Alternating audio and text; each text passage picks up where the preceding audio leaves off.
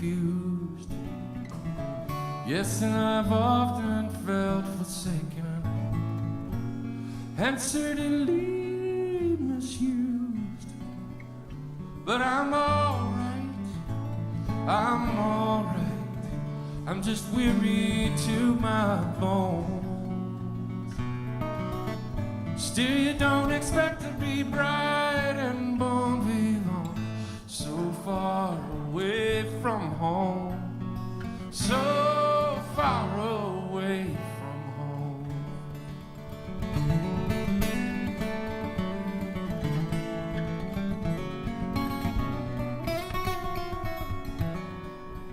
And I don't know a soul who's not been battered.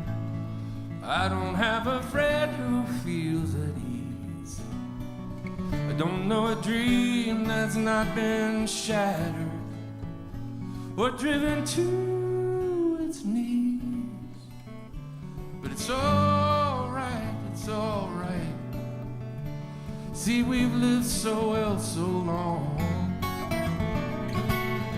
Still, when I think of the road we're traveling on, I wonder what's gone wrong. I can't help it, I wonder what's gone wrong. And I dreamed I was dying. I dreamed that my soul rose unexpectedly, and looking back down at me, it smiled reassuringly. And I dreamed I was flying, and high up above my eyes could clearly see the Statue of Liberty sailing away to sea. And I dreamed I was flying.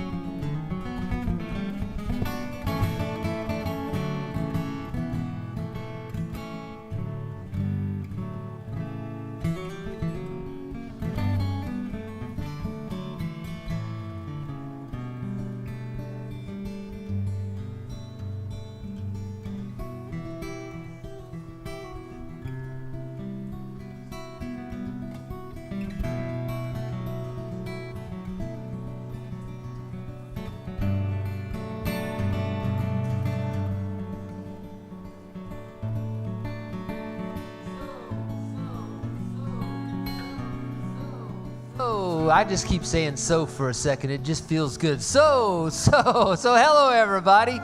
Welcome to the Red Clay Music Foundry. Thank you so much for coming out, and happy 4th of July to you. I hope you've had a great holiday weekend so far. A couple of weeks ago, I thought about calling up Shawnee and say, hey, maybe we shouldn't start on July the 4th, but then I didn't, and I'm so glad I didn't, because I can't think of a better way to celebrate than to have Shawn Mullins right here on this stage. And I haven't seen any fireworks yet, and I'm okay with that, because I'm gonna get all the fireworks I need by the crafting of song that's gonna happen here in the next few minutes. So, and I hope you agree with me. I know you will. If you haven't seen him before, then I don't know where the hell you've been, under a rock or something. But if you have seen him before, then you know exactly what I'm talking about. And it's also an appropriate time for me to say hello to you folks watching at EOP Live on YouTube, and at Shawnee's Face Space Place, and at my Face Space Place, and hell, just, I don't know, all over the interweb out there. So thank you for tuning in. You'll notice at the top of the chat box there's a very important little bar called Tip Jar. And we're not going to be upset at all if y'all unload your pockets into that tip jar this evening. That would be a wonderful thing, and we all will be thanking you in advance. So thank you. I love to say that. Now, you folks in the house, we don't do an intermission in these shows. It's sort of like being in Shawnee's living room. So if you want to get up and go outside to the lobby and get yourself a bucket of beer, you feel free to do that. You're welcome to do that. We encourage drinking here. We don't encourage drinking and driving. So if you do drink a lot, take Uber or Lyft or one of those super duper things and get yourselves home. Your car will be safe right where it's parked. Beautiful downtown Duluth is a very, very safe little town. In fact, you could leave it parked there for a couple of weeks and it really wouldn't matter. So it'd be right where you left it when you come back to get it. So, but thank you so much for coming out tonight. Really do appreciate it. And we're going to be doing this every Sunday this month. It's like a month of Sundays with Shawn Mullins, and we are very excited about that. I've only known him for a little while, but I cherish every moment that I've known him. And I can't wait to keep knowing him for longer. It's going to be good. I hope we both live a long time, and we know each other for many, many, many years. So, but right now, what's really important is that you guys that are in the house sound like you're about 1,000 people, and give a nice welcome to Shawn Mullins.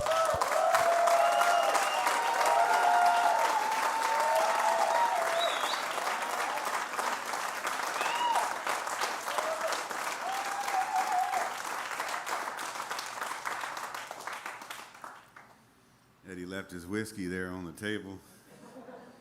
He said he didn't want to forget it. Hey, how you guys doing? Thanks for coming.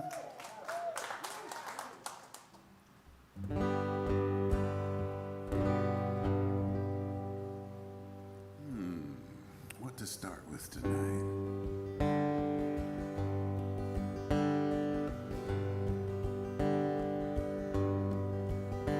I knew a girl who was almost a lady. She had a way with all the men in her life.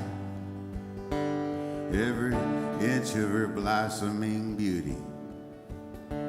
She was born on the 4th of July.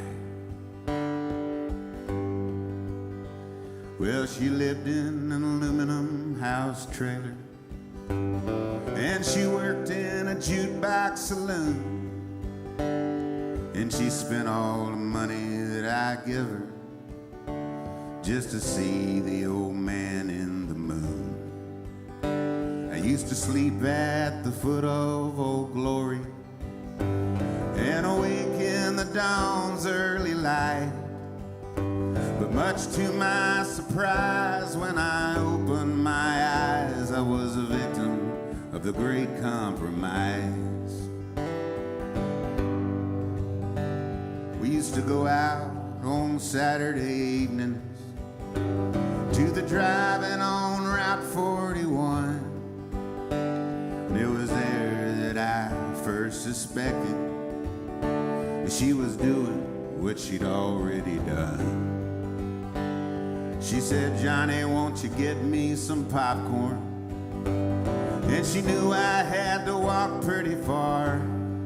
And as soon as I stepped into the moonlight, she hopped into a foreign sports car. I used to sleep at the foot of Old Glory and awake in the dawn's early light. But much to my surprise, when I opened my eyes, I was a victim of the great compromise.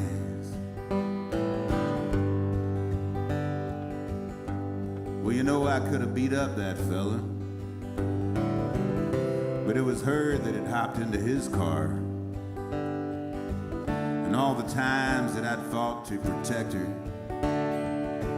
well, this time she'd gone too far.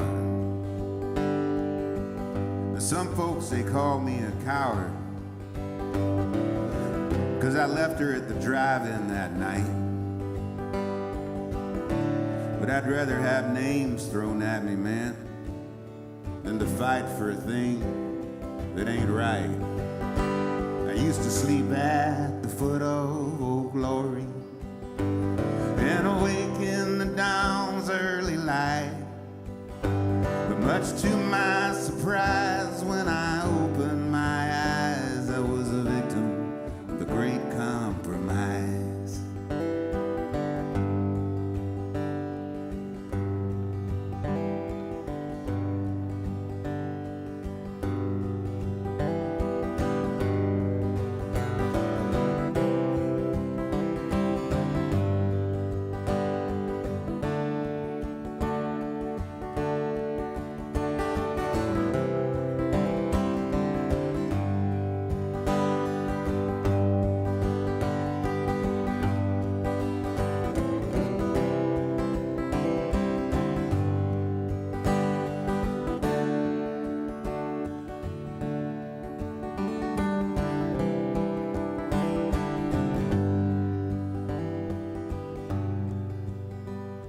Well, she writes all the fellas love letters, saying greetings, come see me real soon. They stand there lined up in the barroom to spend the night in that sick woman's room. Sometimes I feel awful lonesome, and I wish she was my girl instead. But she won't let me live with her, and she makes me live in my head. I used to sleep at the foot of Old Glory and awake in the dawn's early light. But much to my surprise, when I opened my eyes, I was a victim of the great compromise.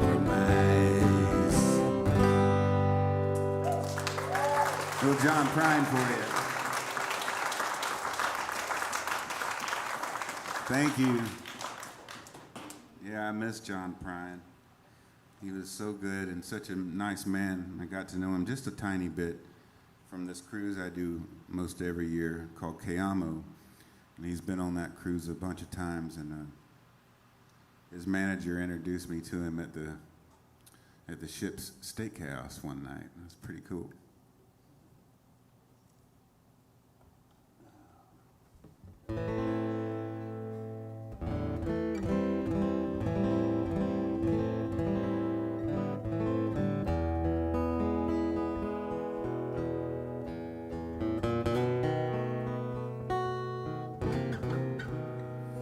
When I wrote with my beautiful wife Amy, and she wrote it as a poem and gave it to me around I don't know, I was worrying a lot about something or another.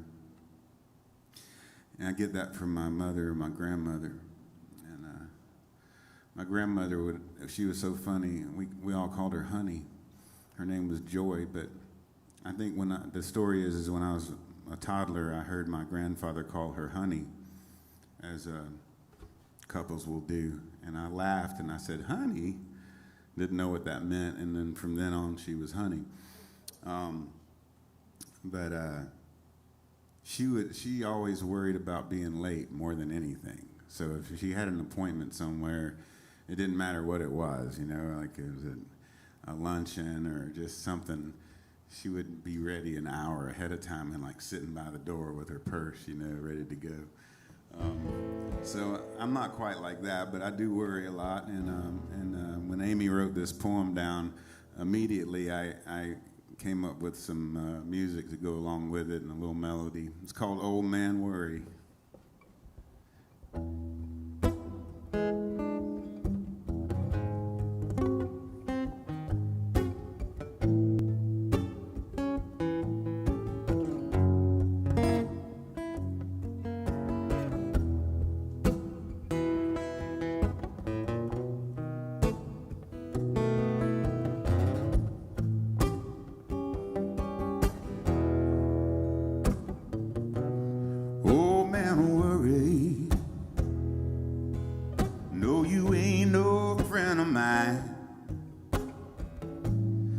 Though you sat with me through sleepless nights, you were always laughing at my decline. Oh man, don't worry. No, you ain't no friend of mine.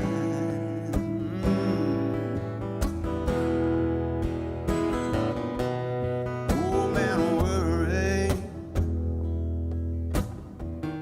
You wear a clever dark disguise.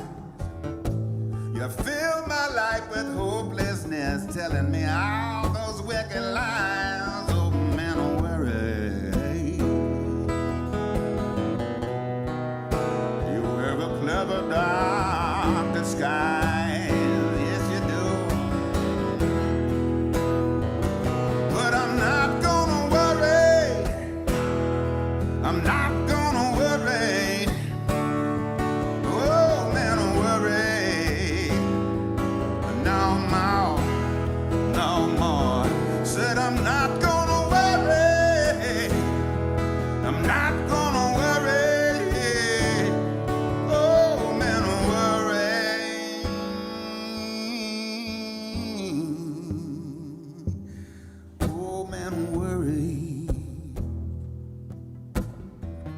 been a faithful enemy. But it's time for me to say goodbye. I gotta set my sweet soul free. Oh man, oh worry. You've been a faithful enemy. All right. So I'm not gonna worry. All right, not gonna worry about your worry. I know my own. So I'm not gonna worry. I'm not gonna worry. Oh, man, worry.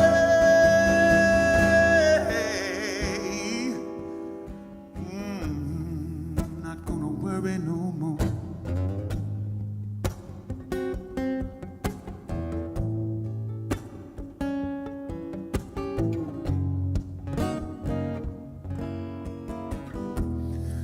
Not gonna worry no more. Oh man, worry.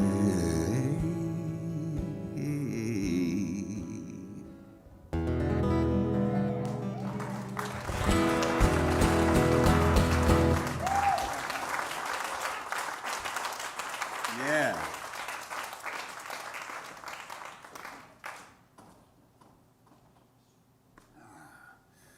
How you guys doing? Thank you. It's good to see you. Been a weird year and a half or so, hadn't it? I kept going by doing these live streams every week at my house, and then a few times I got to come here and do them. And it's so good to get to just keep your tools sharp, as I was telling someone earlier, and keep playing on some level. I had about 60 shows canceled when COVID first hit last spring, and I was a little bit worried. But it ended up being okay, and I hope you guys have gotten through it okay, and I know we've all known someone who at least got it, and crazy times. We're all here.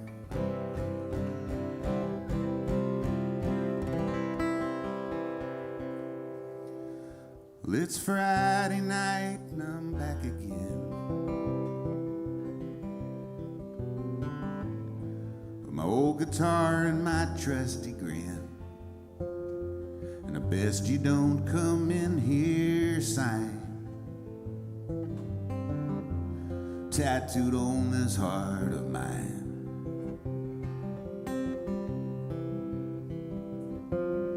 From a dirty brown shag carpet stage, I sing my song and I pace the cage. Stuck up here in the twilight zone, staring out into the great unknown.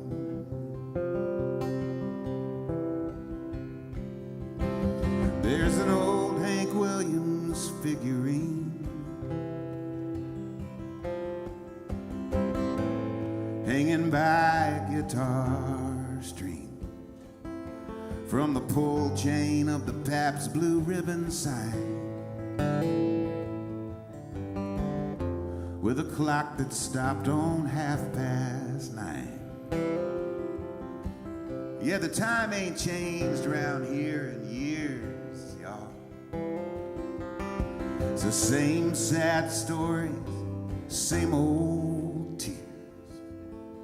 There ain't nobody wants to be alone out here in the great unknown.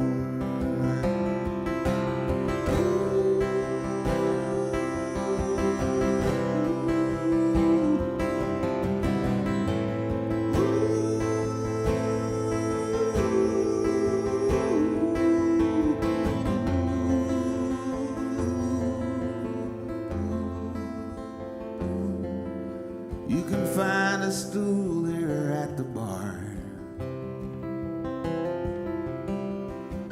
It's designed to take you nowhere far.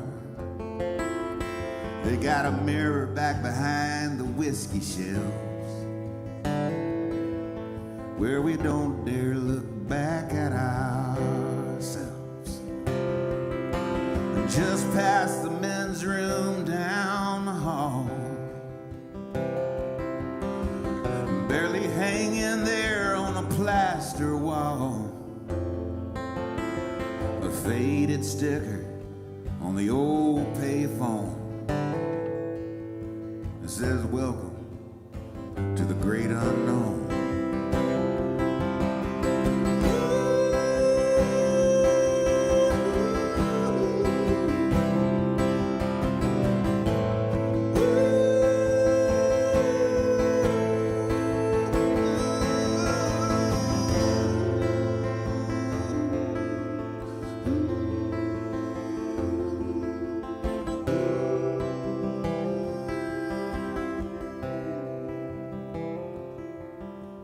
It's out beyond the yonder star. It's all up in there where you are. By some cosmic wind we're blown out into the great unknown. Hopes and dreams and ash and dust, it all seems to either rot or rust. Souls wrapped up in flesh and bone, heartbeats in the great unknown.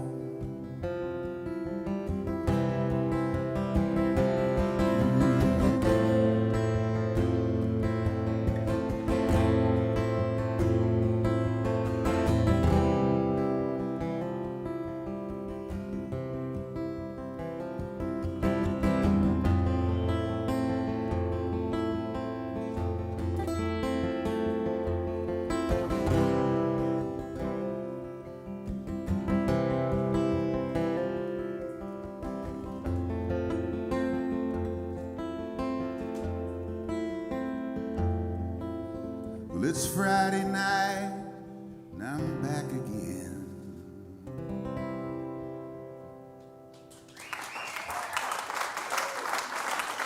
Thank you.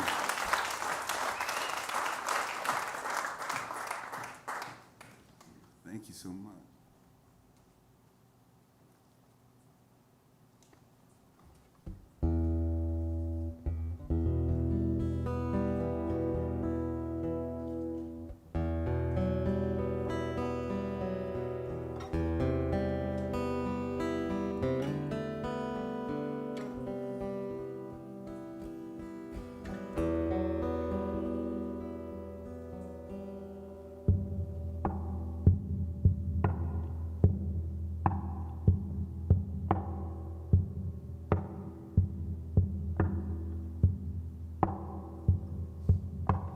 I just want to light you up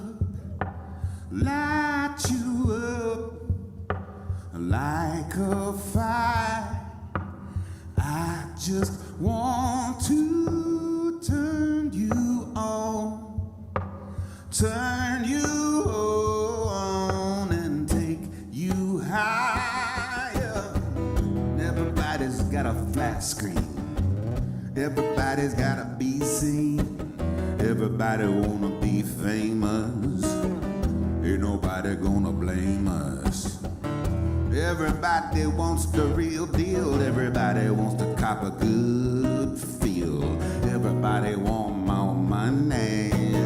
Everybody wants a taste of your honey. I just want to light you up like a fire. And I just want to turn you on, turn your bone and take you high. Everybody wants to pick your guitar, and everybody wanna ride in that fast fast car. Everybody wants a puff of your pipe dream. Everybody wanna lick of your ice cream. Yeah, the preacher wanna tell you about to live right. Your mama and your daddy got you uptight. Your lover wanna go and pick another fight. I just wanna keep you up all night. I just want to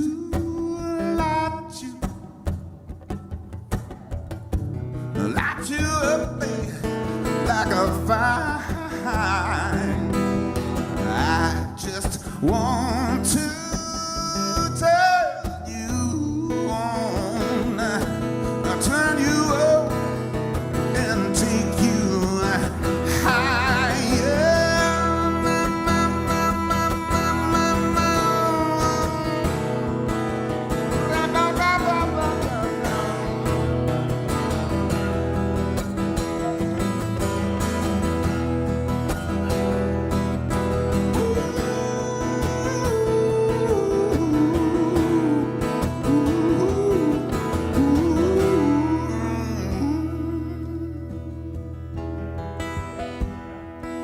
Yeah, this old world can bring you down and turn your smile into a frown and break your heart and make you sad and drive you stark, raving mad. But I just want to light you up, baby, like a fire, like a fire, like a fire. Just want to turn you up, turn you up, and take you higher.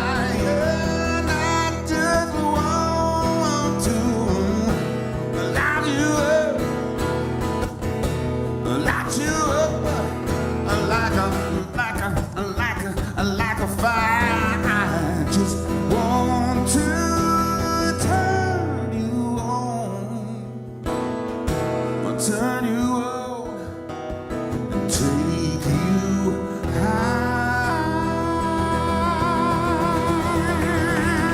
Yeah.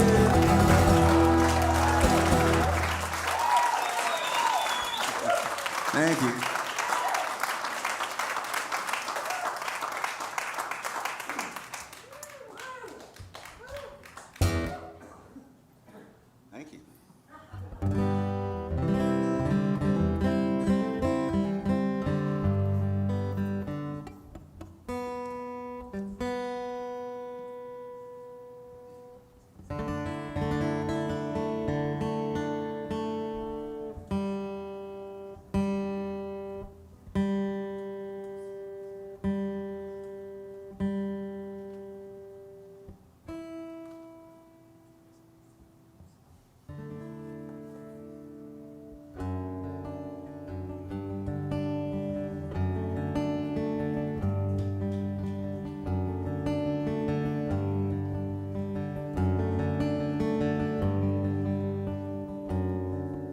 Well, I met him on the cliffs of Twin Rocks, Oregon. He was sitting on his bedroll looking just like Richard Brodigan, and I thought he was an old man. Well, I'm but 37. He said he'd been riding trains for 15 years, and drawing portraits to keep his belly full of beers. It looked to me like he died and missed a plane to heaven. But he's a nice old guy for a younger man. He had a bottle of Mad Dog he held tightly in his hand, and he waved it around a lot trying to make his point. And I listened as he told his tales of wine and women and county jails. We finished off that bottle, we smoked half a joint. He said, I came here to watch the sun disappear into the ocean. It's been years since I smelled the salty sea. He turned his bottle up and down, saw me lost and saw him found. He said, I don't know what I've been looking for. Maybe me.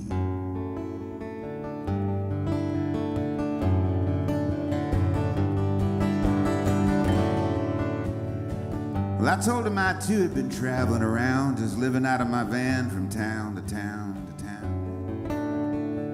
playing for tips and whatever records I could move.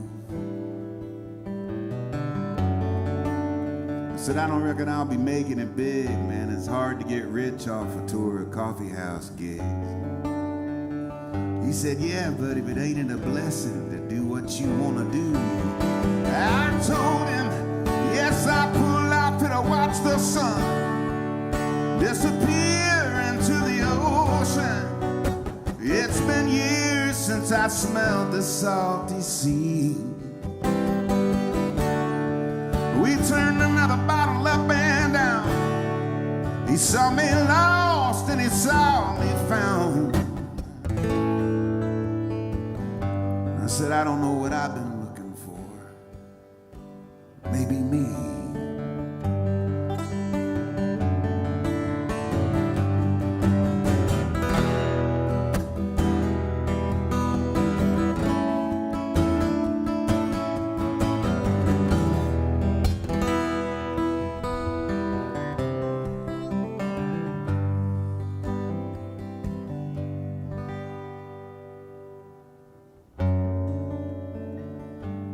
I said, it's getting kind of late. I better be heading down this interstate. Can I give you a lift? I'm headed to San Francisco Bay. He said, nope, I think I'm gonna sit right here and rest. Maybe wait on the Tokyo, Montana Express. I might just lay here and dream my life away. And I'm gonna sit right here and watch the sun disappear into the ocean. It's been years, my Lord. It's been years. I'm gonna turn my bottle up and down. You can see me lost. You can see me found.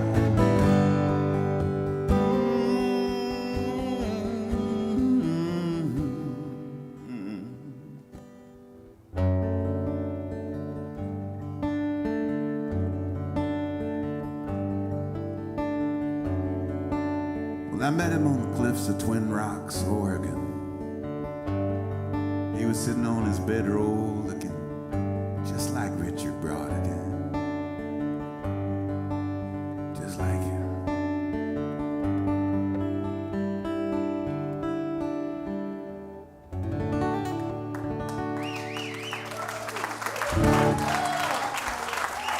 Thank you.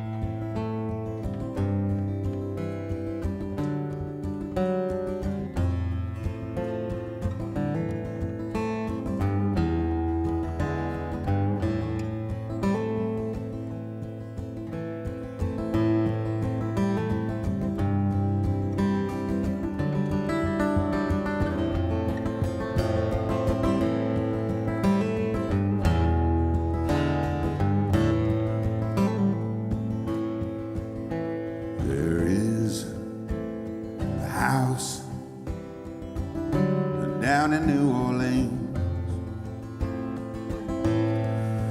they call the rising sun. And it's been the ruin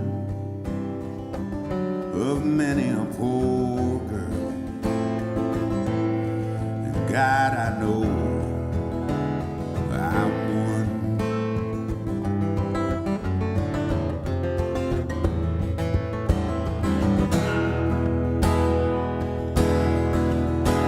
My mother, oh, my mother was a tailor.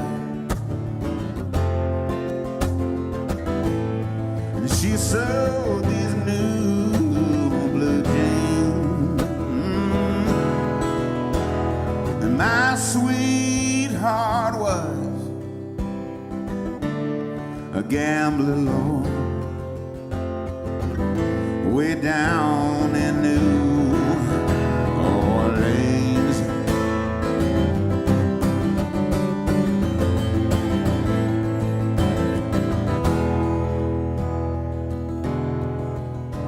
Now the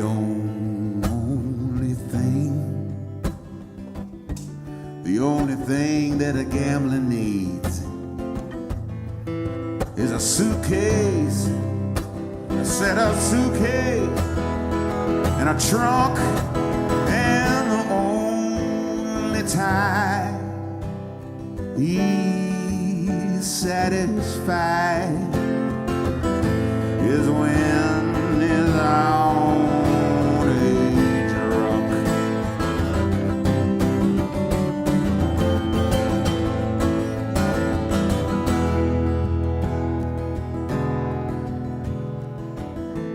He filled his glasses, he filled them up to the brim, and he passed the cards around. Yes, he did. And the only pleasure that he gets out of his own life is when he rambles from town to town.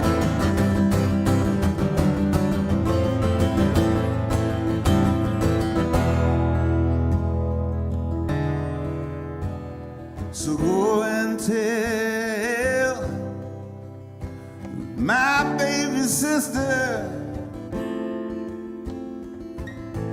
tell her not to do what I have done. Go and show that house down in New Orleans they call the rising sun.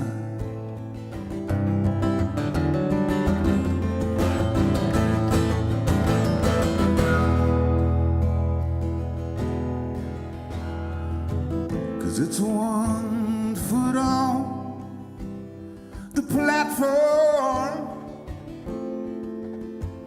and the other foot on that train.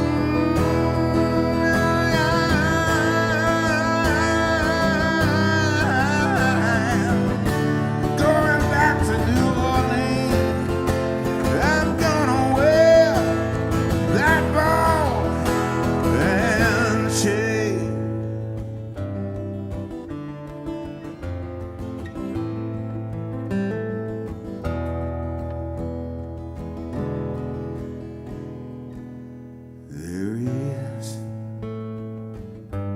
There is a house down in New Orleans they call the rising sun. And it's been the ruin of many a poor girl. God, I know I'm one.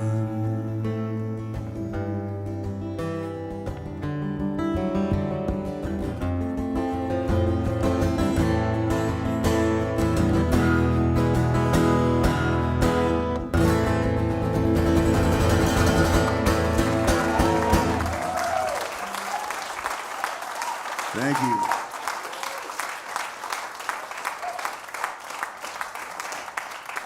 So that song is an American folk song. I figured it's a good one to do on the 4th of July, you know.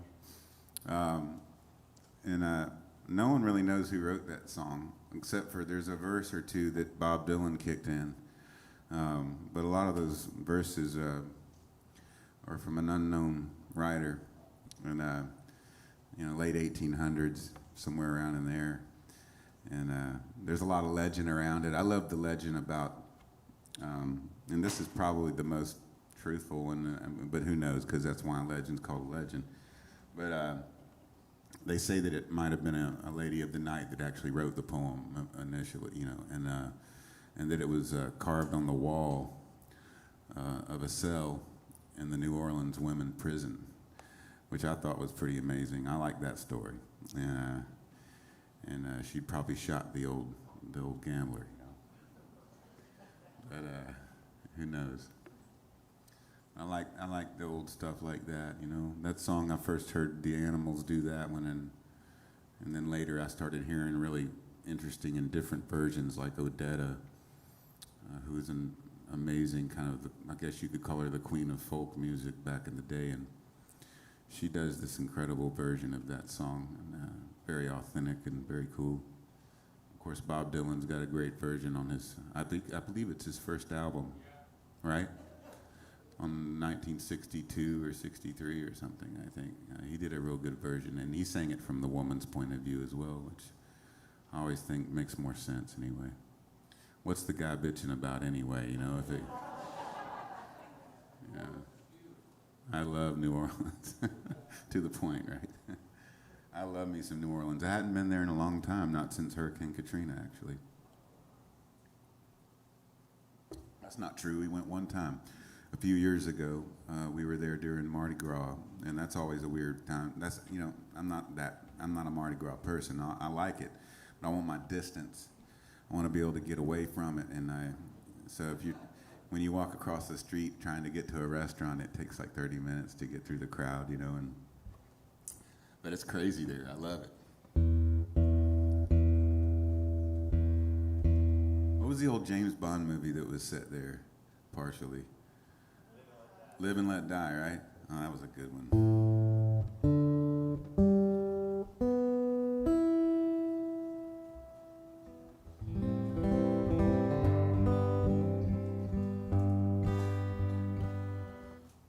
Let's see here.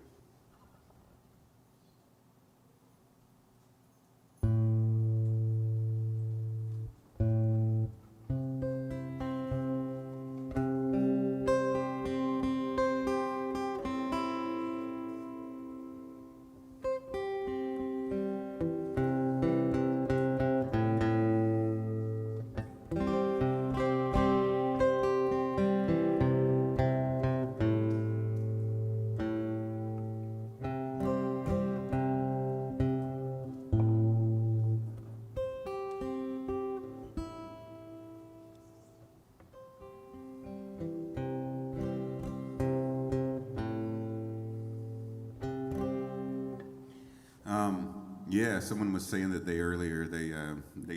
they saw Styx and Collective Soul not too long ago at an amphitheater near here, and I thought that was really cool. I never got to see Styx in the day.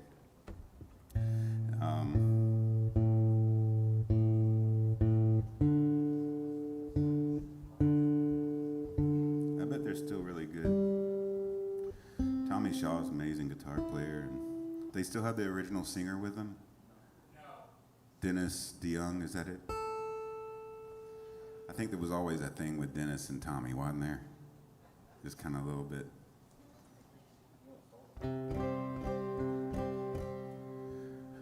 This one I wrote after playing this one gig in Jackson, Mississippi a bunch. Way back in the day, it was probably the mid-'90s when I wrote this, or started to write it anyway. And a lot of times my songs will start off in journals, and then years later I'll find the journal and I'll go, oh, I forgot all about this, you know, and I'll put a tune to it, some music. But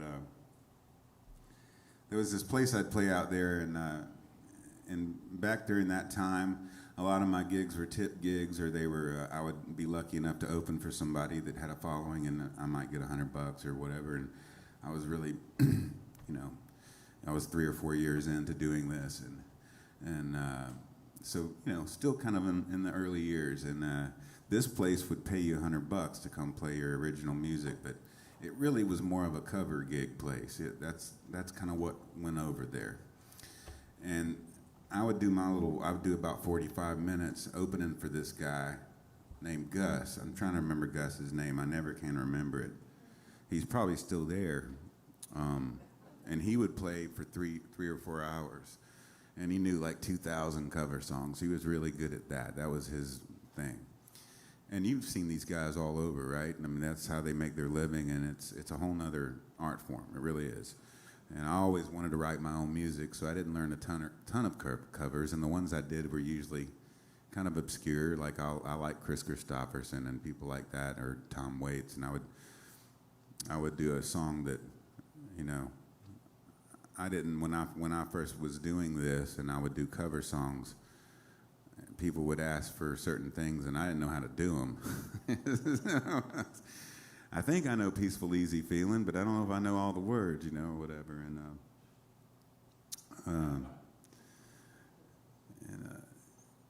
And anyway, so this guy Gus would go on, and he could play whatever they threw at him, and he'd have a tip jar up there, and he'd make a bunch of money every night. And he played till about, 3:30, 4 a.m. And my little gig opening for Gus, I learned a lot because I would watch him, and I would learn about entertaining. That's the big thing I learned is how to entertain. And the sad part about him is he was in love with the waitress there, or bartender, and she wouldn't give him the time of day. And he was a little older than she was, by a lot actually. But you could tell he was smitten, he was really, and she was married, unfortunately, to the guy that owned the place.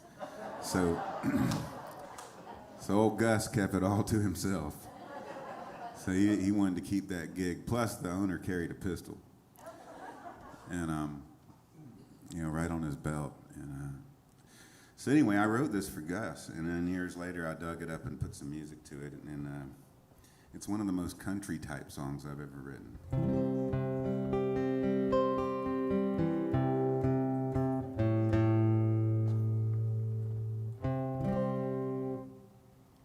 Well, it's 3 a.m. and the snakes have moved in. I'm playing to 4 drunks and me. But the beer is cold and the memories old. The lights are so bright I can't see. And lonesome, I know you too well. You ring in my ear just like a bell. And you're hollow like a dark, empty well. Lonesome, I know you too well.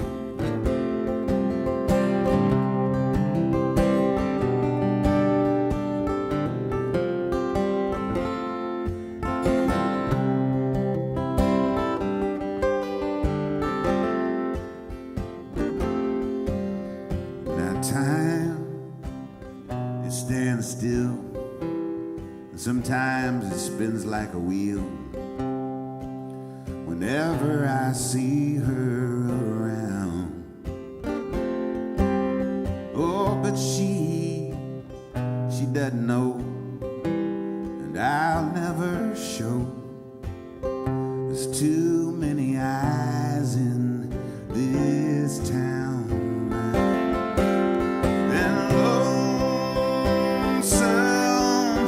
I know you too well. You ring in my ears just like a hollow like a dark, empty well, lonesome. I know you. And you're hollow like a dark, empty well.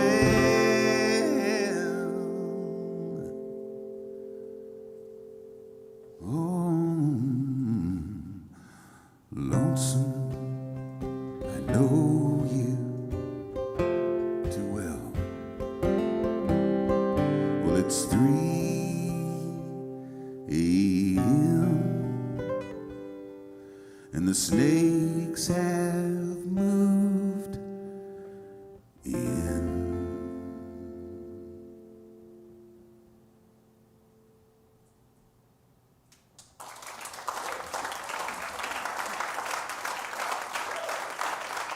Thanks.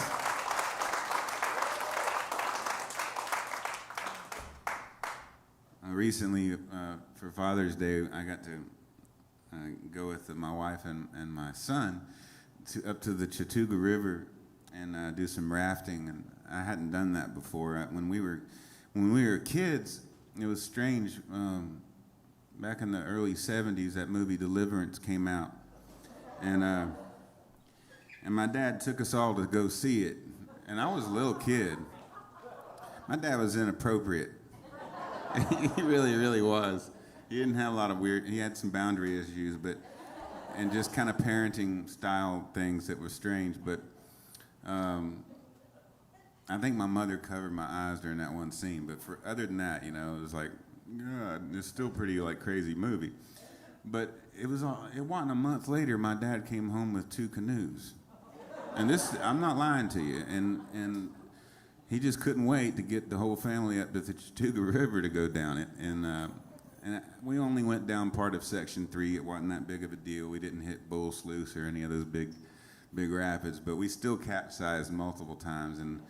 But we would do a lot of hiking up that way, and we loved hiking and getting out in the woods when my family, when we were kids. And I had an older brother and sister, and so I was the baby, and I was well taken care of.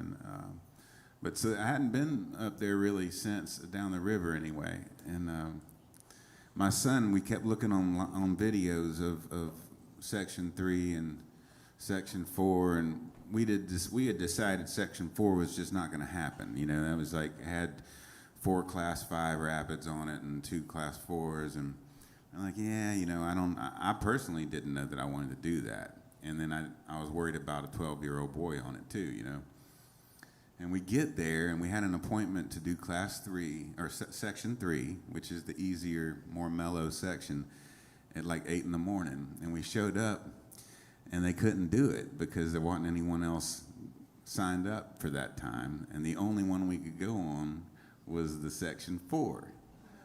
And so, we were all a little concerned, but we just decided to give it a shot. And we had such a great time. We really did. We only wiped out one time on 7 falls or 7-foot falls or whatever it's called. It was the first big one you come to, and we totally lost it and wiped. There's great pictures. And after that, we kind of got it together and did really well. But my son had a blast, and I was sore for like a week after that. Just the paddling, and all that. It was really, really fun. But that's what I did for Father's Day, and I loved it. And that whole area has changed so much, It's starting to really come around, just like Blue Ridge and LJ and Blairsville.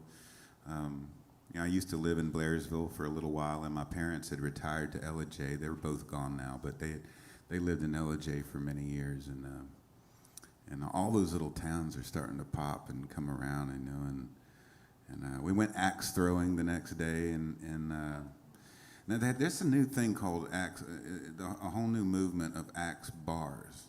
So you drink microbrews and throw axes.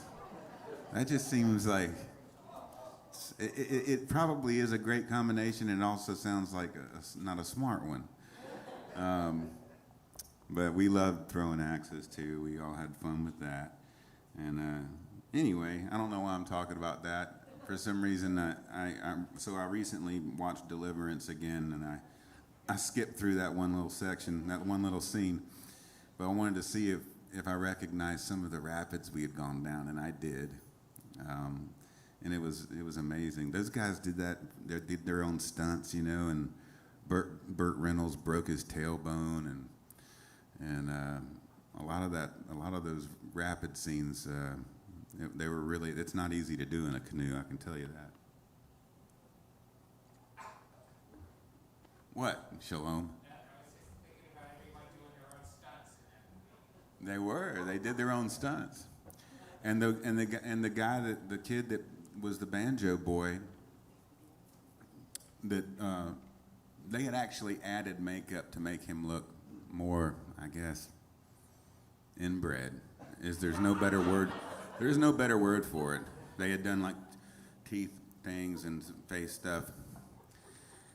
His name's Billy Redden, and he works at the Walmart in Clayton, Georgia. He's probably 60, 65 years old, something like that, maybe a little younger. And he does maintenance and stuff like that, and he's perfectly normal. He's not. He never got any residuals for that. And I think they probably paid him a couple $100 or whatever, you know, and which was a lot of money to them, you know. Well, you're saying Ned Beatty did all his own stunts. It's really disrespectful. He just passed away recently.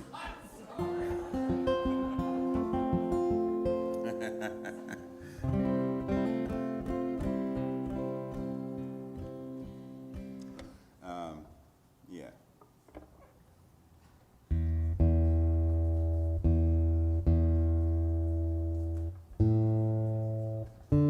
I want to say hello to everyone watching on the World Wide Web.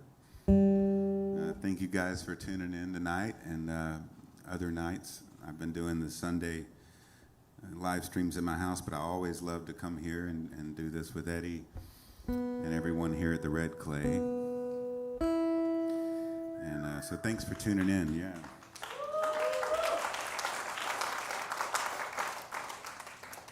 Let me take just a second and let you guys know about this this great company that sponsors my live stream shows. So my T-shirts out there and merchandise, which you can get, of course, if you'd like. The T-shirts are printed up by a place called The Print Shop, and it's up in Kennesaw, Georgia. And my friend Adam Blank owns it. He owns a lot of things. He owns a metal scrap yard, and he's just an interesting guy and a music lover. And a little over a year ago, maybe longer than that, he started a thing called Live at the Print Shop, where he has artists come in and they do a concert and an interview, and it's really well recorded and really well shot with great cameras. And I did it a while back, and some other people that have done it, local artists like Collective Soul, Driving and Crying, Angie Aparo, let's see who else, John Driscoll Hopkins, Michelle Malone, the list goes on, a bunch of folks. And I highly recommend it, not only because they sponsor my show every Sunday, but it's really, really well done. I mean, you can imagine as many interviews and TV concert type things as I've gotten to do in the course of 30 years or whatever. It's been a lot. And I can't say that I've ever had a more fun experience. And the interview that Adam does with the artists is so well done. It's just real and just candid and cool, and you know, he gets personal, but it doesn't get too weird and everything, and it just feels really good. And so check it out. It's on YouTube. You can subscribe to their channel, Live at the Print Shop. And also, Driving and Crying has put out their latest record on the label Live at the Print Shop. So I believe you can get that record through Apple Music and probably some other ways too. But check it out, Live at the Print Shop on YouTube. And thanks to those guys for sponsoring me every week. Yeah. She cooks them ham and hoe cakes at 5:30 every morning.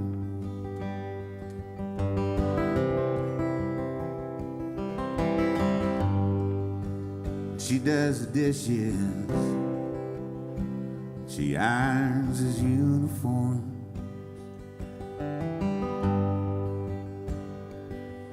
And she thinks she might have loved him once, but that was so long ago. Yeah. And the rain pours down like a holy waterfall over the Gulf of Mexico.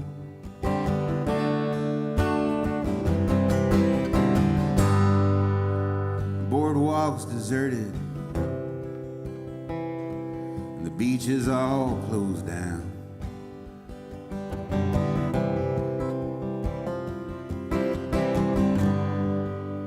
And the middle school punk rockers, they ride their skateboards through the town. And she looks back and she daydreams about things and people she ain't never seen, just to keep from being blue. And she gets home about 3:45, and she drives her brother to the liquor store down Ocean Avenue. Oh yeah.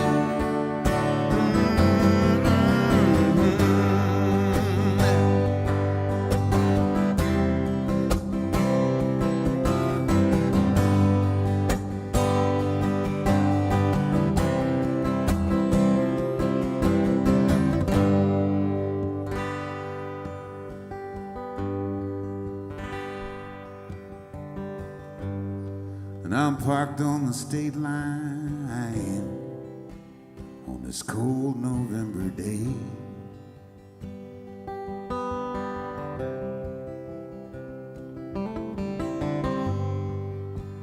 And pretty soon I'll be a driving fool somewhere down old Hank's lost highway. Then I hear a voice from my soul's core saying, freedom's just a metaphor. You know you got nowhere to go. Oh yeah, you got nowhere, boy. And the rain pours down like a holy waterfall over the Gulf of Mexico. Over the Gulf of Mexico. Over the Gulf of Mexico.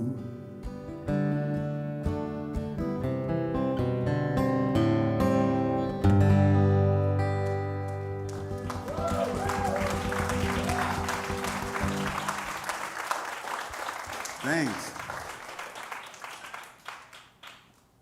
Some of you may already know this. I wrote that in the parking lot of a place called the Floribama. And that was a place I used to go down once a year for a festival. Larry John Wilson would invite me to. It's called the Frank Brown Festival. And they probably still do it.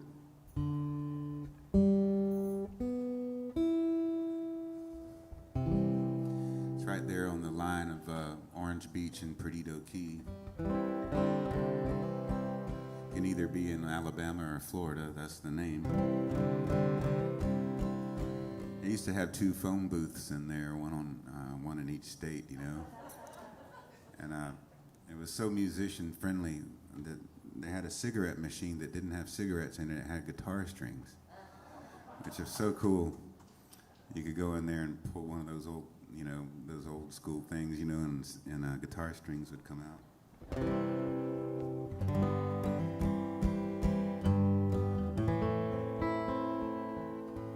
But she was from a small town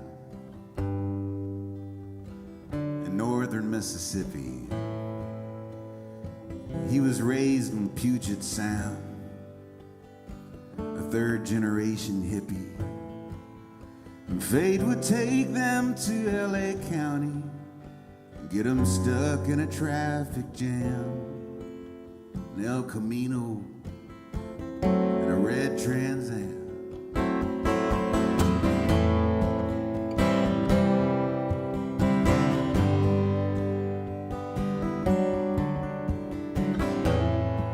Her stereo was blaring Bob Dylan, the bootleg sessions, and oh, the times they are changing, made a pretty good impression.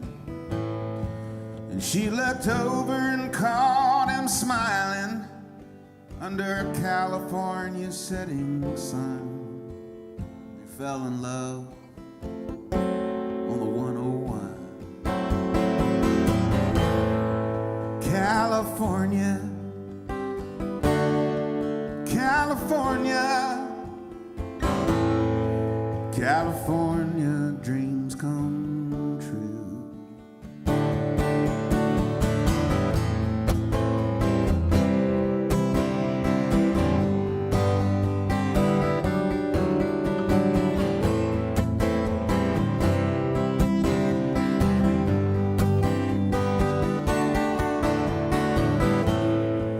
Her stereo, ooh, wrong verse. I already talked about Bob Dylan. You don't talk about me, why should I talk about him?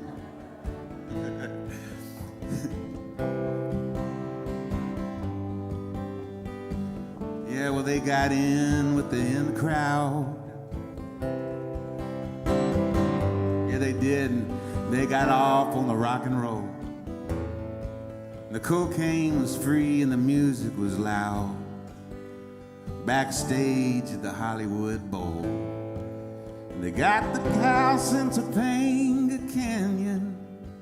Oh, they partied at the Viper Room, blending into the neon gloom. California, California, oh, California, dreams come true. You can dream you want to.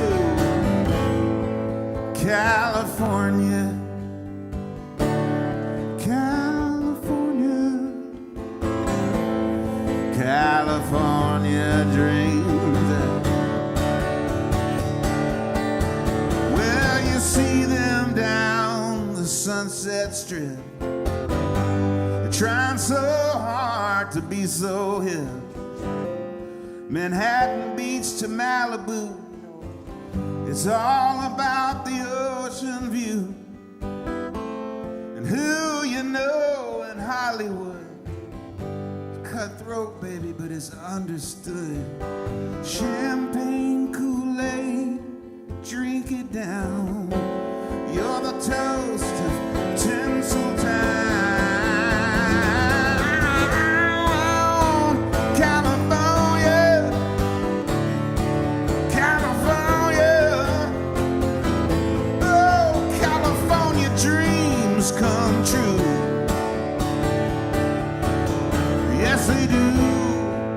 California, California, California dream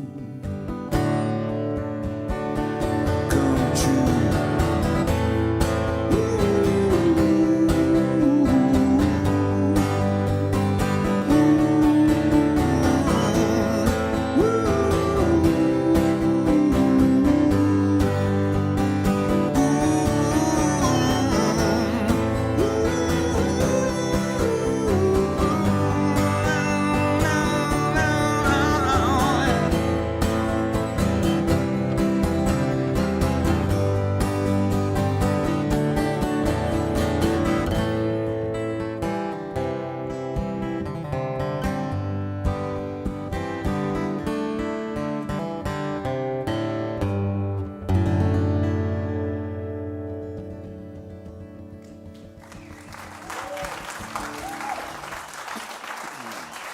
Thank you.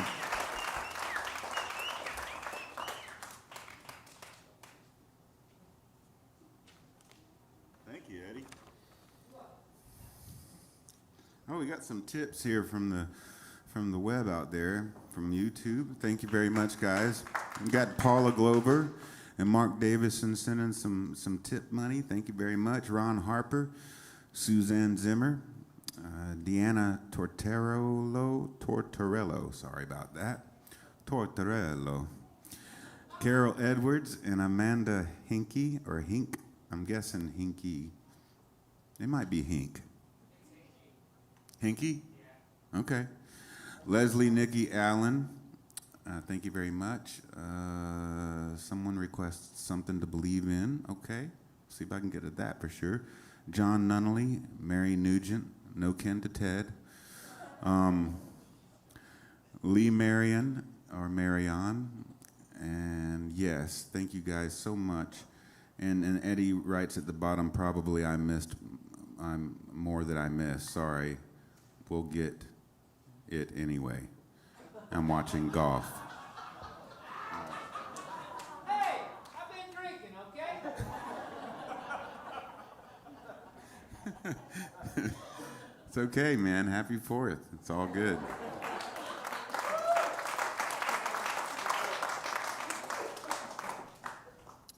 Well, that's a good one. I'll do that one. There was a request here. And those of you watching from my Facebook page, I've had some weird stuff go down over the last few weeks. I don't know what happened. I'll put up my phone on my little stand and push live and go, and it'll say that I'm live, and I'll go ahead and do my live stream show. But I never see comments, and I never see numbers of people. And at the end of it, I realized that it actually didn't get broadcasted at all.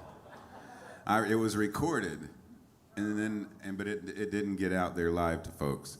So, and I still don't know why. I still don't know exactly what happened.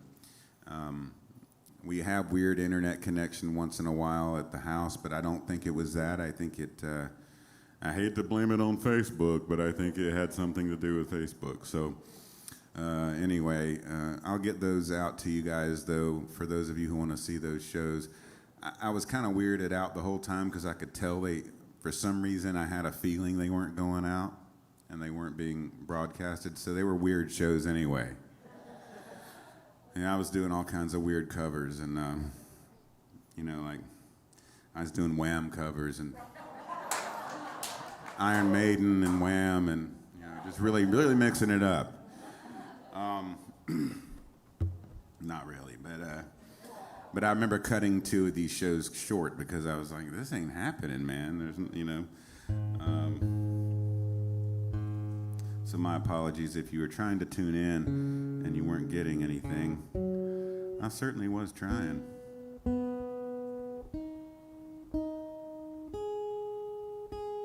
All right, so this one, I will tell you this. The only story I can connect with this is it's I'm on tour with Hootie and the Blowfish. Remember that band? Of course you do, right? They only sold 10, 12 million records or something, maybe 20. I don't know. It was a shit ton of records. 13 million? That's a lot. I remember when we played a lot with them. Played all over the summer of '90. I believe it was summer of '99.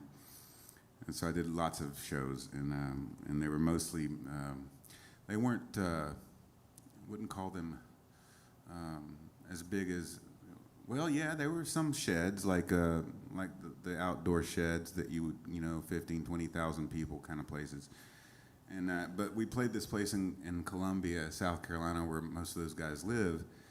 And, I had just gotten my success and was enjoying, living very differently than I had before. Not really, but I was able to buy a house and, buy a pickup truck that was new, and, I didn't get too crazy, but it was still, it was like, okay, I'm doing good, and I was making really good money opening for Hootie and the Blowfish, and because I had some draw, and I remember standing outside my tour bus and all of a sudden, like a fuchsia colored, the color fuchsia, it's kind of between pink and purple. This fuchsia Lamborghini comes rolling in and parks right between the two tour buses, and the door opens up, and out comes Darius Rucker, And I realized that I really wasn't doing that well. I thought I was, but I wasn't about to go that far. I might rent one for the day. I never have, actually. I don't know why I've never been into crazy cars like that, but I guess I'm afraid I'm going to get them scratched up. But they were great to us, too. Really sweet guys, man. And some of the nicest people you'll ever meet.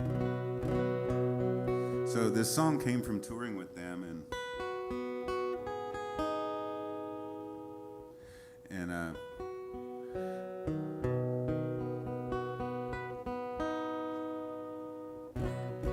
it was a real party. That whole summer was a party.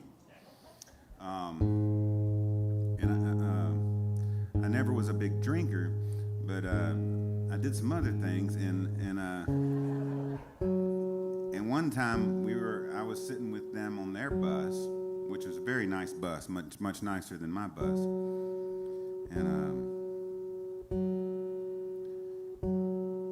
And someone said, hey. I can't remember who they were talking to, but it was one of the crew guys. They were like, "Hey, Bilbo's here." And I'm thinking, Bilbo, like Bilbo Baggins, like a hobbit, Well, sure enough, this hobbit came to the bus door. And he looked a lot like a hobbit or a leprechaun, one or the other, and he had a big hefty bag full of mushrooms. It was like about this big, and it was loaded. It was like that many mushrooms. He was like, "Hey guys, brought you your mushrooms." And I'd never done mushrooms before, and they were like, "Oh, you got to try it. It's great. Just have a little peanut butter, and have something sweet, and because it tastes terrible." And anyway, that's how this song was written. At the hotel that night was right next to, I guess it spilled over into October. It was like summer, and then there was this cornfield right next to the hotel where we were, and there was a corn maze. And my band we weren't staying in the real nice hotel. We were staying more like your kind of, your Best Western, and that kind of deal. I always say not the Westin, the Best Westin. And so, but there was this corn maze, and I went into the corn maze, and it was wonderful. And so it's not really been my thing, but I did get a song out of it. And anyway, the second verse, I think, we're somewhere in Carolina during that, and I'm guessing it was Greenville.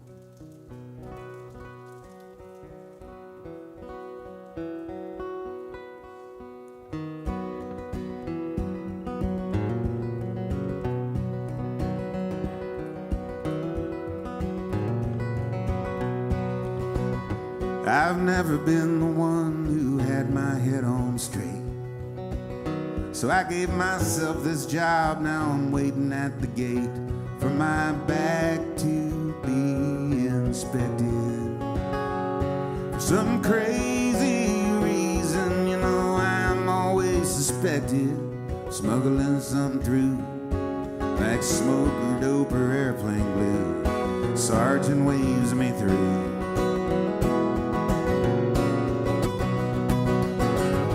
And I know you got something to believe in down deep inside your soul.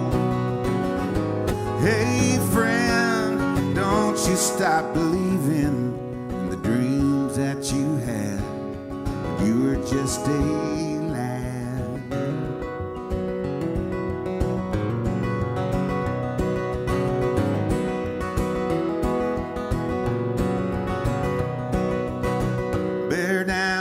Another town and station by storm. Crank up the tunes beneath the full moon in the Carolina corn. But don't you let it pass you by, son. 'Cause someday you'll wake up and you'll be asking yourself why you sat there at your desk, sucking on a corporate breast. It turned out like the rest. Here we go. And I know you got something to believe in down deep inside your soul. Hey friend, now don't you stop believing in the dreams that you had. You were just a lad.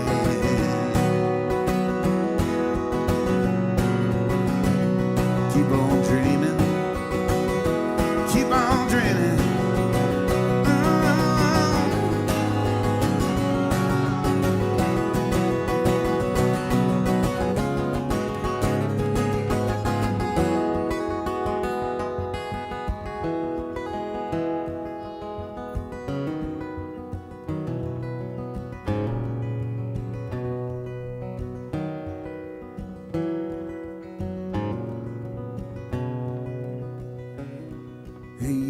Check out the view winding down the one.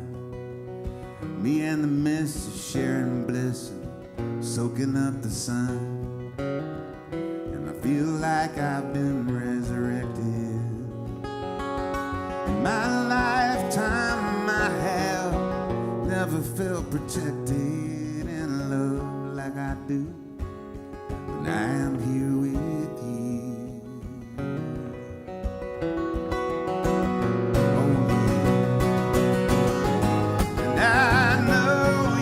Something to believe in down deep inside your desperate soul.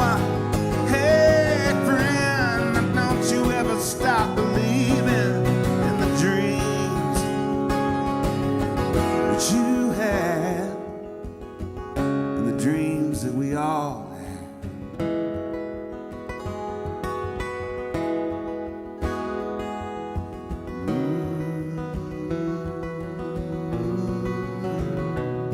Keep on dreaming. So keep on dreaming. So keep on dreaming, dreaming.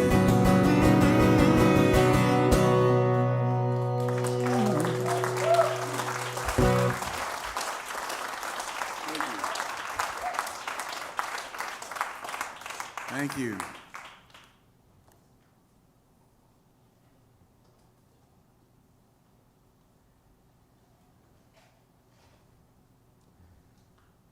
Mushrooms are weird. Yeah, I only did them a couple times, you know, and I decided they were really wanting my thing on a regular basis. There's this whole thing that's been going on for several years, probably longer than that, where people are kind of do small doses on a daily basis. And I always knew that'd be a bad idea for me. I've never done LSD either because my brain already does some pretty strange stuff, and I always worried. I was scared of it. And I never did cocaine or anything really hard.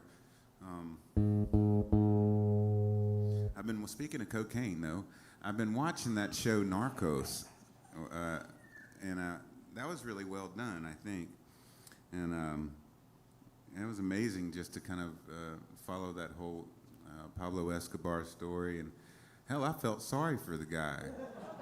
I started to actually feel sorry for him, you know. They had you really in his life, you know, and the guy was a murderer, big time. But I felt bad for him because he couldn't be with his family.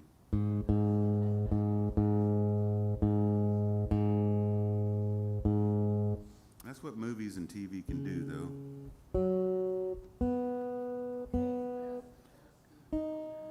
Yeah. LSD is as far as you can go. Is that right?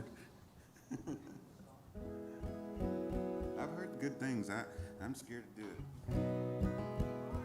I think I'm too old to do it now, but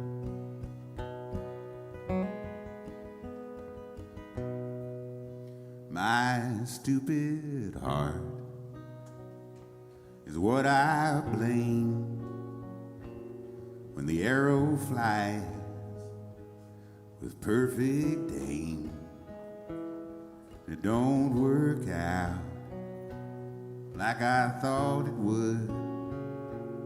My stupid heart still thinks it could.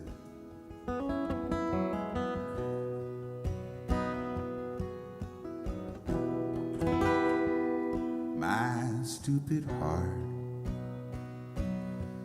believes the lies the poets tell. Surprise, surprise, good love goes bad and falls apart. Oh, so sad, my stupid heart.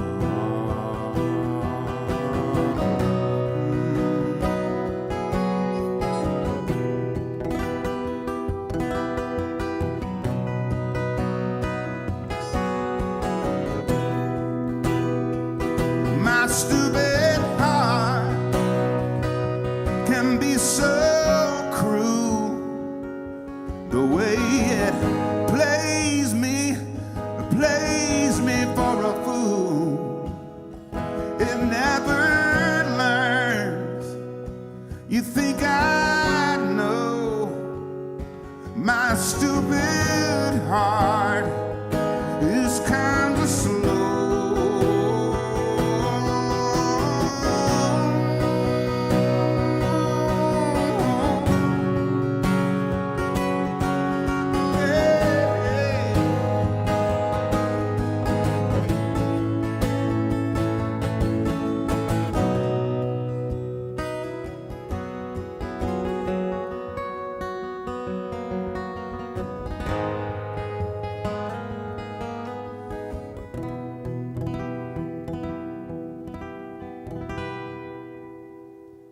My stupid heart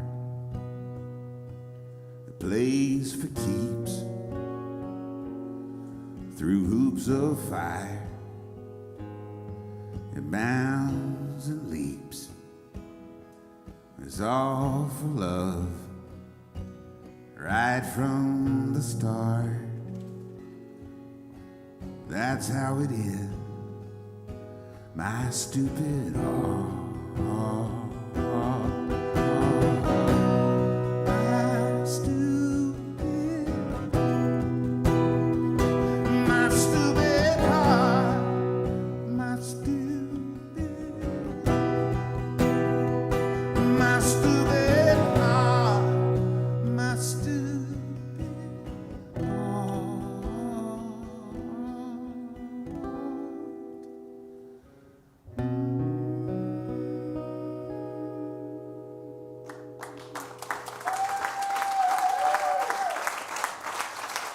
Thanks.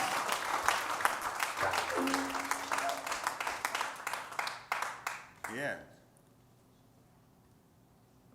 Now, that one I wrote with my buddy Chuck Cannon, and after we wrote that song, I loved it and he loved it, and I went upstairs. He has a little apartment above the studio there on his land, and I fell asleep, and I dreamed the most vivid dream about me being a cameraman in an old movie, and it was a Bing Crosby movie that I'd never seen before, and Bing Crosby was singing that song. It was really, really interesting, and it was just, and the only thing about it that I thought was unrealistic was that I never heard Bing Crosby use the word stupid in a song. Because it just wasn't a thing to do. It's still not really, but yeah, I remember just looking through this camera and my stupid heart. I was like, wow. That was really cool. Anyway, it made me feel like the song was good too, like watching him do it. It was like, this is a classic, man. This shit's a classic.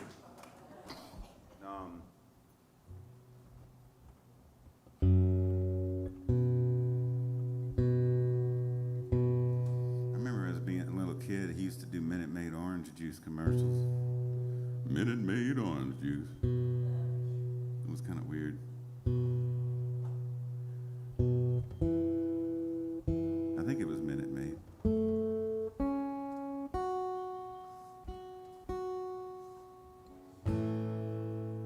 It's about Bing Crosby. It's called Beautiful Wreck. I lost count of the times I've given up on you, but you make such a beautiful wreck, you do. Yeah, there's a tavern on the corner called the Milky Way,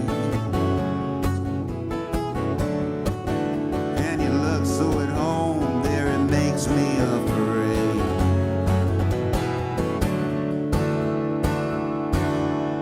At the dark end of this bar, what a beautiful wreck you are.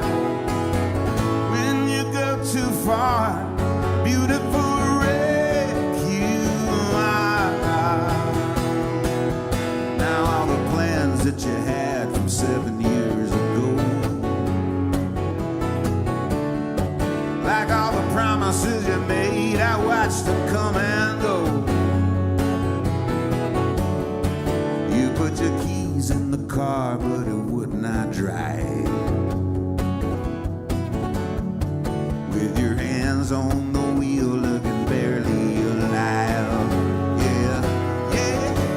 Hey, I'm still sitting here waiting on the passenger side. You to make up your mind. For you to make up your mind.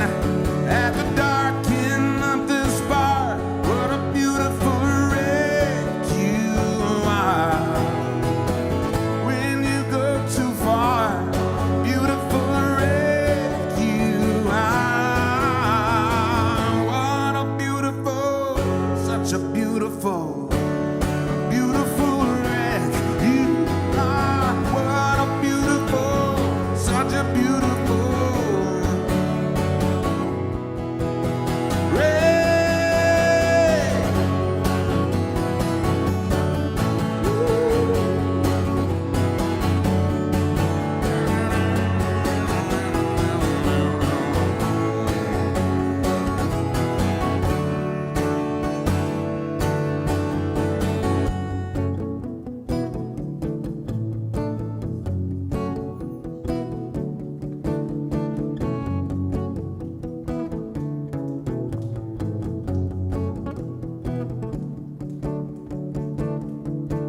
I've lost count of the times I've given up on you,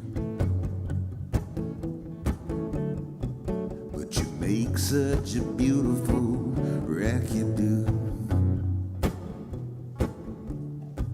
Yeah, you make such a beautiful wreck, you do. Yeah, you make such a beautiful wreck, you do.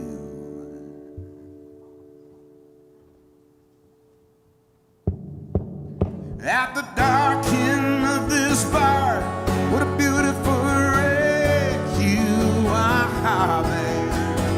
When you go too far, beautiful wreck you are.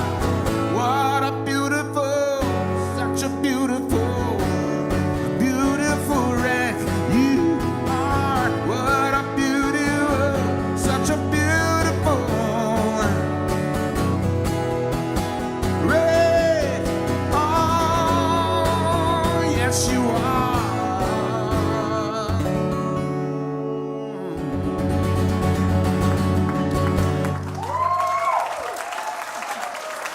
Thank you.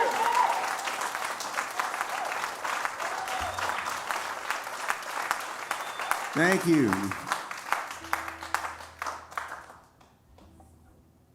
Yeah.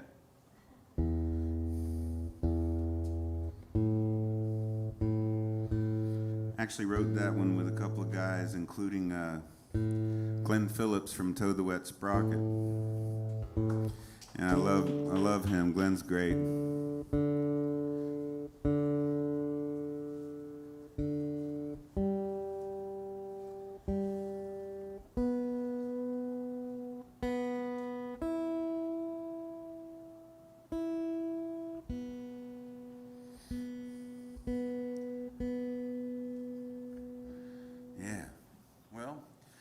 this one, it's a weird tune, but it's an honest tune. My friend and I, Tom Ryan, who plays bass with me, is better known as Panda. He and I were watching TV while we were doing laundry one night, and which is what you do on a day off. And when you're on the road, you do laundry, and we had the TV on first, and Tom was a big newspaper guy. He was always reading newspapers and stuff, and we were watching the news, and later the show Doomsday Preppers came on, and it just kind of got me in this mindset because there was no news on it. There was no news on TV that was good at all. It was all, of course, kind of to keep you worried and to, just like, felt like the world's about to end. And then Doomsday Preppers comes on, and then after that we flipped the channel, and it was Naked and Afraid. And I think we finally stopped flipping on when we came to Walking Dead. The Walking Dead, which was at least was fictitious, and so it was fun. And started writing this song down though during all of that. And I was told years ago by a great songwriter that if you want to be a writer, you should kill your television, And I think that's true. I think you have to read. He said, this was Hank Cochran that said this. He said you have to pour the words in to pour them back out, as a lyricist anyway. So you need to read. And watching TV won't do you any good, And I think I agree with that. I've written most of my better songs from, after being kind of in a reading thing, where I've been reading a lot instead of watching TV. Now Hank Cochran wrote the famous Patsy Cline song "I Fall to Pieces." He wrote a bunch of stuff, but that's one of his more famous songs. And but Hank, he's passed away now. But if you're up there and you're listening, this is one for you that actually came from watching too much TV, and it's called "The Pre-Apocalyptic Blues."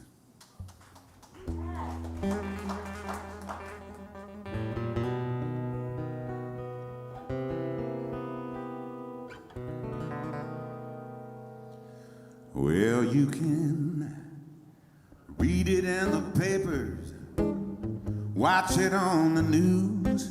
Everybody's got the pre-apocalyptic blues. You better be ready when the shit goes down.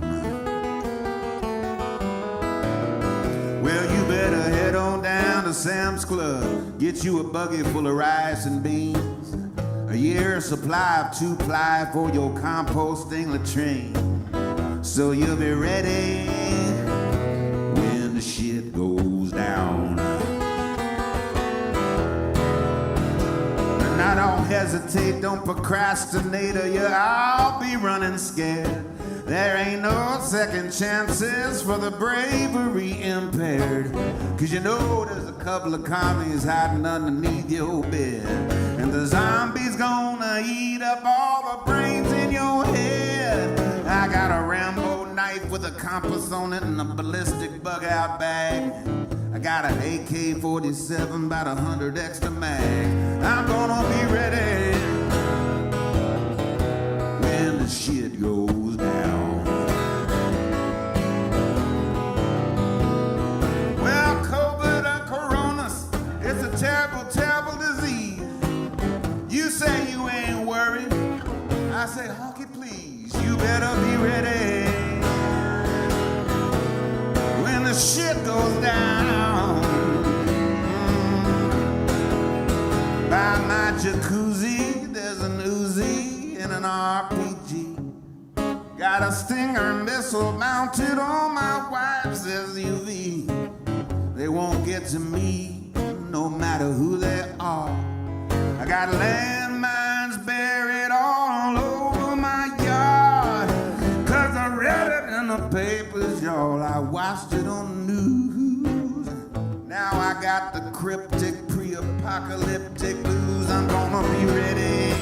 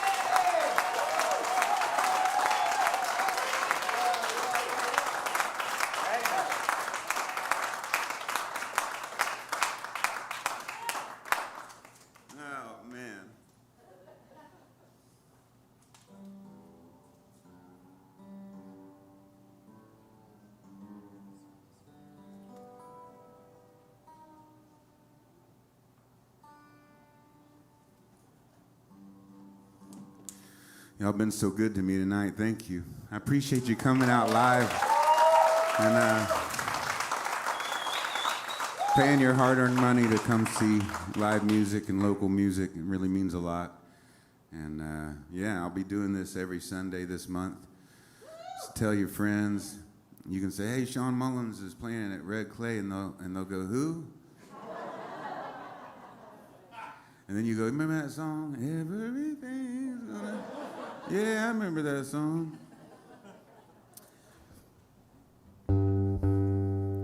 But you know, I used to, for a moment, there was a time, like it was about 5 or 6 years after the hit happened. It was probably, I don't know, 2004, where I realized that the song wasn't connected on the worldwide level with the artist. You know, Shawn Mullins' lullaby or rockabye, and then the sound of the song. And so that's a strange feeling to go, you're going through this thing where for a couple of years you're just like, this is awesome.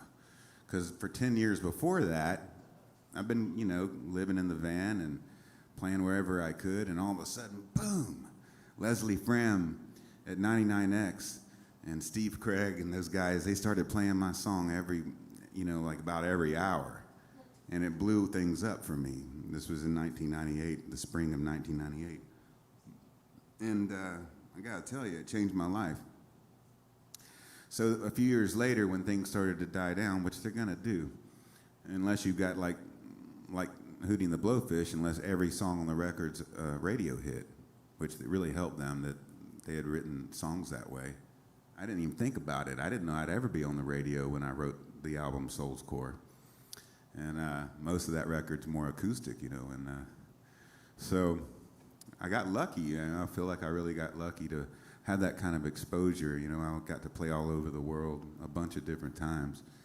And but there was a moment, I remember maybe more than a moment, where I felt like, wow, you know, it's weird that people are not putting it together anymore. They're forgetting that I'm the guy that sang that song or whatever. Now, it's different than it was even. It's like, now it feels like, do you realize how lucky you are, dude?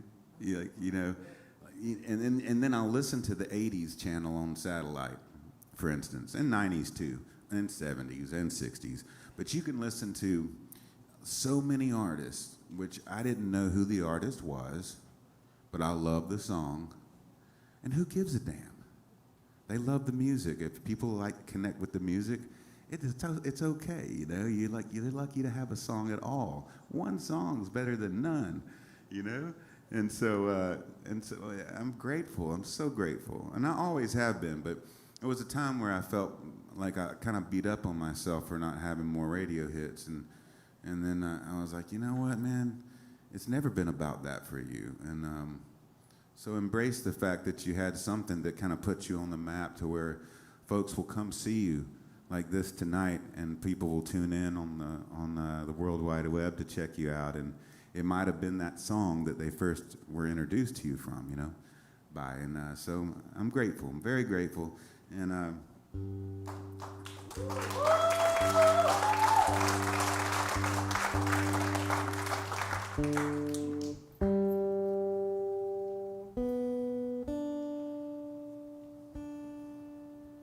yeah, I mean it. And weird stuff, but I start thinking about, I mean, about half the songs on the 70s channel that I listen to, I don't know who it is. I have to push the button and go, oh, okay, that was Ambrosia. Or, you know, or the one guy that sings that one song that I love so much, Dreamweaver. All right, okay, well, there's other examples.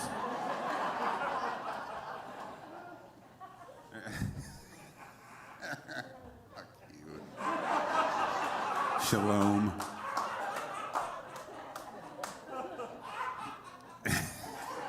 Gary Wright, he's right on it. And so are you guys. Well, yeah.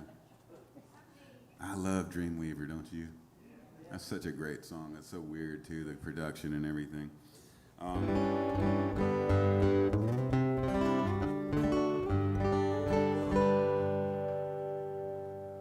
I should play for you a medley now of my hit.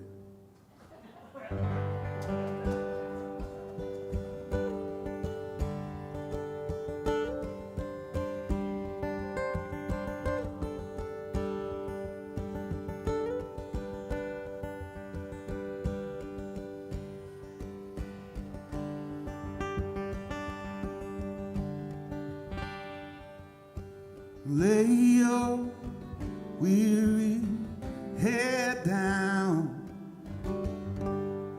and dry your tired eyes. Lay your weary head down and rock-a-bye.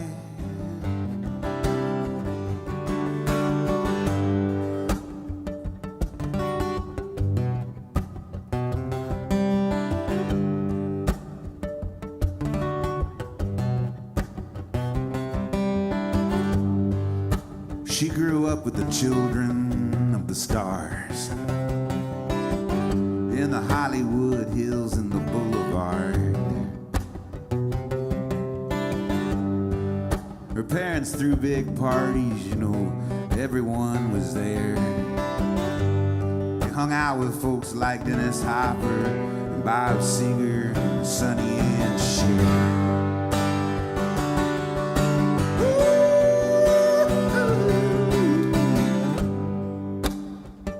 She feels safe now in this bar on Fairfax. And from the stage I can tell that she can't let go, she can't relax. And just before she hangs her head to cry, I sing to her a lullaby. I sing everything's gonna be alright. Rock-a-bye, rock-a-bye, and everything's gonna be alright. Rock-a-bye, rock-a-bye, rock-a-bye.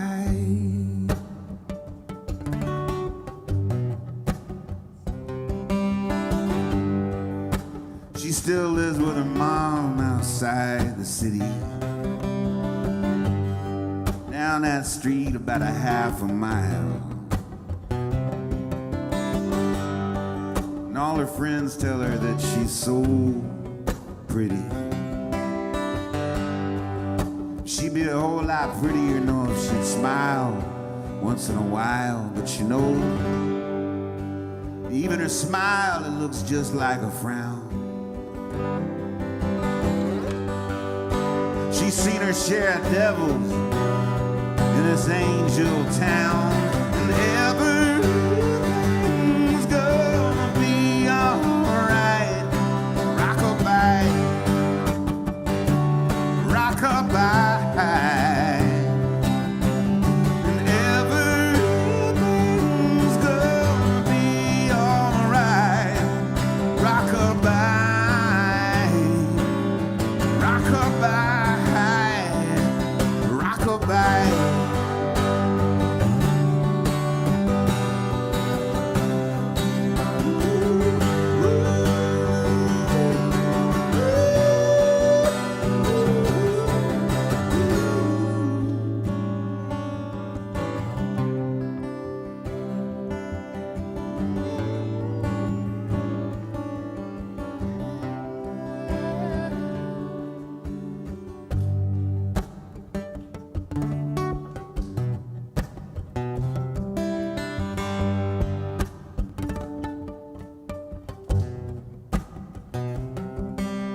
I told her, I said I ain't so sure about this place. It's hard to play a gig in this town, keep a straight face.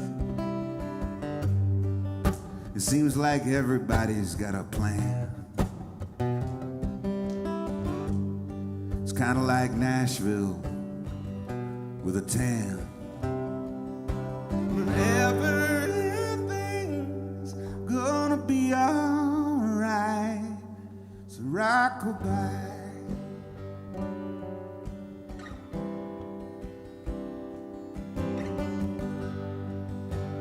Everything's gonna be alright. Rockabye. Rockabye.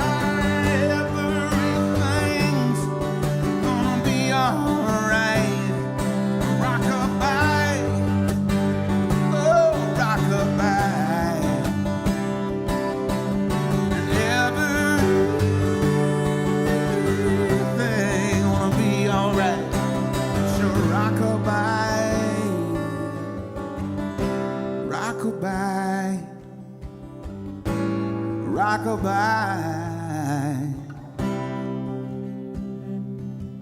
Say bye-bye, baby. Say bye-bye.